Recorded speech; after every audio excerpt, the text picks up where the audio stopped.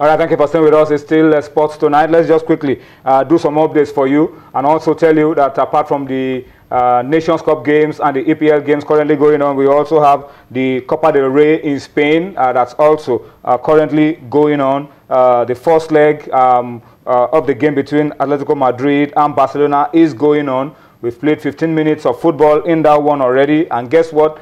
A goal has already been scored, and it is Luis Suarez with a goal for Barcelona, who are leading away from home. So it's 0-1 to Barcelona. Atletico Madrid 0, Barcelona 1 in the first leg of the Copa del Rey currently going on in Spain. Luis Suarez with a goal for Barcelona. But guys, let's come back very quickly and take a look. Stay in Gabon, venue of the Africa Cup of Nations, and talk about the fallout. We're down to the final 4 teams now. By every standard, the coaches of these 4 teams probably would think that they've succeeded. You made it to the semi-finals of the Cup of Nations, and apart from maybe Ghana that were losing finalists the other time, the likes of Burkina Faso, Cameroon, will feel that, look, getting to the semi-finals, you should be getting some pat on the back. Yeah, I mean, if you get to the semi-final of a flagship tournament like the African Cup of Nations, then it's no mean feat. For me, I don't think for now their job is at stake. Because what it means is at this level, these are the best 4 teams on the continent. And I mean, it takes a lot of hard work, a lot of tactical inputs, and the coaches can beat their chest and say, yeah, we have done it. When you get to the semi-final, shouting distance to the final, and you require maybe sometimes luck, penalty shootouts, and you really cannot blame anybody for that. So I think they have done well. Let's talk about the coaches that have already thrown in the towel now, who have decided that no more. Let's start with the more recent one. Henri Kasbazak is the coach of Tunisia. He's a veteran on the African continent. He's been there like forever. He's called it quits with the Carthage Eagles of Tunisia. But I'm worried because Tunisia are right in the middle of the World Cup qualifiers. This, for me, will just throw all the plans overboard. Definitely. I mean, it was very, very shocking when I heard it, when I heard the news. I wasn't there. I mean, they did fairly well in this competition. Fine, they lost against Burkina Faso, but they were able to beat Morocco. I mean, they have a Nations Cup. Beat Algeria. Yeah, Algeria. They have a Nations Cup qualifier coming up very soon. So there's really no window. And they have a World Cup qualifier. So really, but anyway, you have to understand these coaches. If they feel that they cannot deliver, I mean, they've been through a lot of pressure. I think this is the best time to throw in the towel so that it will enable the teams enough time to get a viable replacement and get on with the preparation for the other tournaments. All right, so Orica is a very experienced man. Yeah. He's always well traveled. Mali, I think it was was it Mali the last time? Yes. He's been with Tunisia before. Yes. Remember? Then Mali. And he's always traveled around, so it's called it quit. Maybe on a personal, maybe family reasons. Family reasons. Maybe on the personal record, he could feel that he has failed, and some of these expatriate coaches, when you put them under severe pressure, maybe the fans, the federation. Yeah, but then don't you weigh your options and look at the bigger picture? This is in the middle of a World Cup qualifiers, for example, and you throw in the towel when Tunisia are in good position in the World Cup qualifiers. Well, it's a man that wears his shoes that know where the pinch is. Exactly. Sometimes the federation will just tell him to, resign honorably. We don't want to sack you. We don't want to, dent your profile.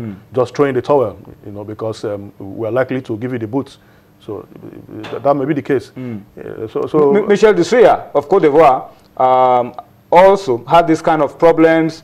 A lot of the people back home in Cote d'Ivoire felt it wasn't doing a good enough job, and that Cote d'Ivoire was struggling even to qualify for the Nations Cup. It was a late scare from Sierra Leone, and then in the World Cup qualifiers, a lot of pressure as well, and is had to leave the job now.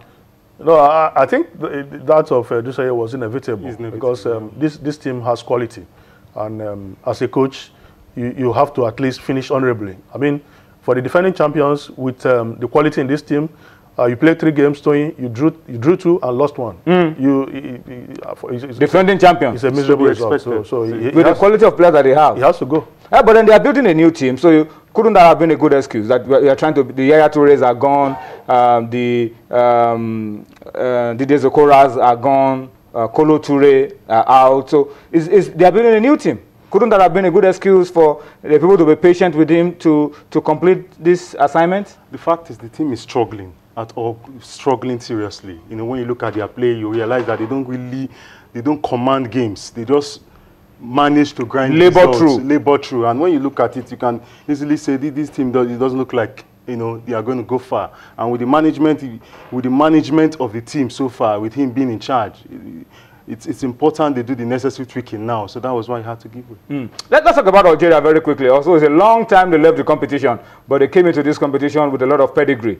They had gone unbeaten for so many years until they met the Super Eagles of Nigeria last November, and everybody felt that, look, this is the year that Tunisia will do it again after they won in 1990. But guess what? George Lenkens, who had barely spent 3 months on the job, has also called it quits with the Desert Foxes. I don't really envy some of these coaches. The number of coaches Algeria have had you know, in 1 year. Another Swansea in the it has been quite chaotic. I think the federation has to do a lot of surgical, you know, operation. Maybe the players, the attitude towards the national team.